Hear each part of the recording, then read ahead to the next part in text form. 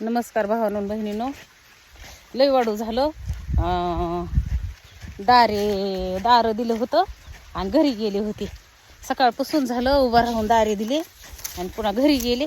भाकरी केल्या, कालवण केलं, शिवा आला आणि जेवण हे केले आणि म्हणलं आपलं पाणी कुठं चाललंय ती बघावा. ते आपली ज्वारी अशी आली.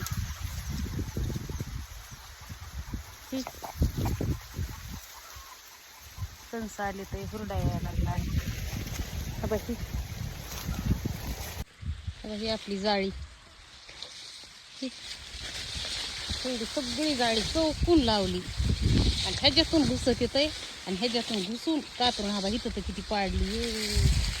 हा ही तर रात्री आलं होतं काही की डुक्कर ही करांडली सगळी.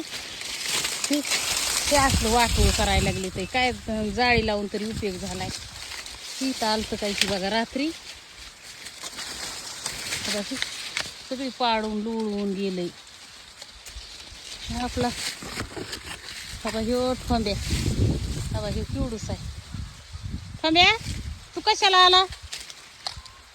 ह्यो त्याच्या किती गपचूप चाललं तरी तो काय करतो, लगेच महाग येतो. दारी कुंकड गेले तर काय माहिती. आता पाणी गोर चवली उली चालायला लागले. ही आपली महागून पेरलेली बारकाली ज्वारी, हिला बी तार लावली, जाळी लावली. ही अशीच लावली पण घुसत येत असते कुठून तरी का व्हायना. ती आपली बारकी ज्वारी, ती अशी शेवडी बारकी म्हणजे इथं वापसा नव्हता आणि ही पेरली होती. आणि ही पहिल्यांदा पेरलेली. ते काय म्हातारी माणसं पहिलं जुने माणसं म्हणायचे ना, काय म्हणायचे, मड झाकून पेरणी करावा का काय म्हणायचे बघा. ती तुम्हाला सांगते. उशीर झाला म्हणून आता पाणी कमी पडलं. ही हिवडुली ज्वारी हवा ही सुकून चालली जागे. ही जनावरला खायला होईल. आणि आठवड्यानीच आधी पेरली तर तुम्हाला सांगते हवा ह्याला कणस आले. तर हे काय जुने माणसं म्हणत होते का ती भावांनो बहिणींनो, काही त्यांची चुकी नाही, त्यांचंच खरं होतं. पण वापसच नव्हता इकडं. बघा ना ह्याला कसले कणस आले. ते कुठं लहानी कुठं मोठी, काहीतरी केल्याशिवाय नाही. ज्या पण ज्या शेतकरी माणसाला ना भावांनो बहिणींनो, त्याच्या जीवाला सुख नाही बघा. सक्रातीच्या आधी भोगीच्या टायमाला मी हे केलं होतं. भोगी दिवशी सक्राती दिवशी बाया पळत येत आहे गावाला खरेदी करायला ह्याला आणि मी भिजवीत होते. तवाजी पाणी दिलं का तर त्याच्यावर आता मोटर चालू केली. 3 दिवस झालं भिजविते. घरी जाते, घरचं काम करते, महागारी येते, झटल्याशिवाय बात नाही. पुन्हा येते, दारं मोडीते. पहिल्यांदा काय होतं, हा बा इथं चालू आहे आपलं पाणी. हे सुरुवातीला चांगलं चलत बोरचं पाणी आणि पुन्हा आता कवा लई सकाळ 7 वाजता चालू केलेली.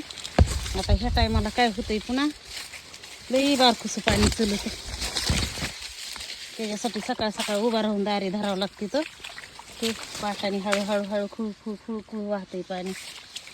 आपलं तेवढंच उलसं बी भावांनो बहिणीनं एवढा आपला बोर चलतोय. एवढ्याने कसं भिजवायचं व्हायचं सांगा. आणि त्यात बी घरी राड्यात राहिलं घरच्या कामाच्या की काय होतंय, कुंकड तरी पाणी जातं, कुंकड तरी निघून जातं पाटाने. त्याच्यामुळं सारखं येडे घालावं लागतं त्या पाण्यासाठी. सारखं हेलपाटी घालावं लागतं. ते नुसते आपल्याला जनावरं पाहिजे, शेळ्या पाहिजे, सगळंच पाहिजे. पायाचे तुकडे पडायची बात आणि खोरं कुठं ठेवलंय काय ध्यानात नाही. खोरं एक सापडत नाही बघा भावांनो बहिणींनो लवकर.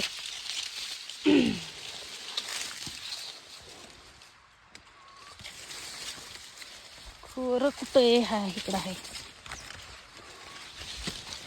आता काय करते, पुढच्या ह्याच्यामध्ये दार देते एक, पुढच्या साऱ्यामध्ये एक देते.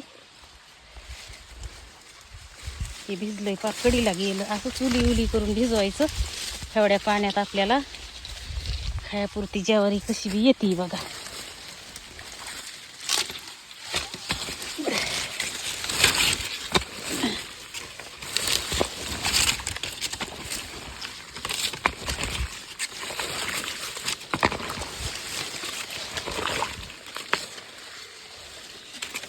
नाही ते बी माणसं खाते किती आहेत आणि हाय ते बी खातेत, पण शेतकऱ्याचं लय बेकार आहे.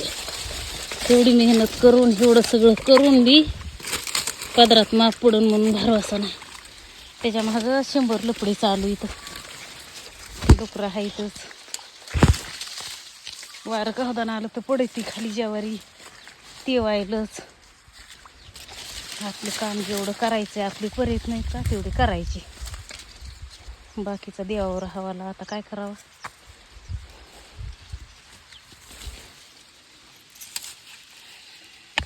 पाणीच लय उली चालायला लागले पण आता